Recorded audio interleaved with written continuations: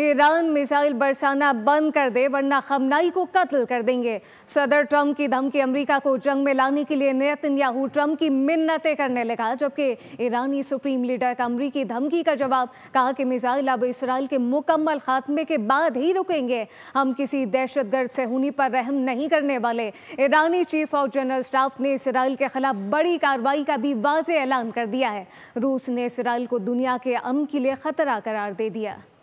अमेरिकी सदर Donald Trump ने ईरान को बड़ी धमकी देते हुए कहा है कि मिसाइल ना रुके तो आयतुल्ला खामनाई को कत्ल कर देंगे। हमें मालूम है नाम निहाद लीडर कहां छुपे हैं। इस वक्त हम उन्हें मारना नहीं चाहते। अपने सोशल मीडिया अकाउंट्स एक्स पर जारी बयान में अमेरिकी सदर ट्रंप ने धमकी देते हुए कहा कि ईरान गैर मशरूत तौर पर सरेंडर कर दे। उधर नेतन्याहू ने ट्रंप से फोन पर राब्ता किया। सदर ट्रंप ने इसराइल के दिफा में अमेरिकी हिमायत की यकीन दहानी कराते हुए कहा कि अमेरिका अपने इत्तेहादी के साथ खड़ा है। ईरानी सुप्रीम लीडर आयतुल्ला खामनाई ने अमेरिकी सदर डोनाल्ड ट्रंप के धमकी आमेज बयान पर सख्त रद्द अमल देते हुए कहा कि ईरान अब इसराइल को नहीं बख्शेगा, दहशतगर्द सहयोनियों के साथ किसी किस्म का समझौता नहीं करेगा और उनके साथ सख्ती से निपटा जाएगा। रहम की कोई गुंजाइश नहीं। ईरानी chief of general staff major general Sayyed Abdolrahim Mousavi ने इसराइल के खिलाफ बड़ी कार्रवाई का ऐलान कर दिया। इसराइली अवाम को फौरी तौर पर तल अबीब और हैफा छोड़ने की वार्निंग जारी कर दी गई। रूस ने इसराइल की सख्त अल्फाज में मजम्मत करते हुए इसराइली हमलों को बैनुल अक़वामी कानून की खिलाफ वर्जी और दुनिया के अमन के लिए खतरा करार दे दिया। ट्विटर ने कहा कि दुनिया में जौहरी हमले का खतरा बढ़ रहा है। जौहरी प्रोग्राम पर तशवीश का सिफारती हल निकाला जाए।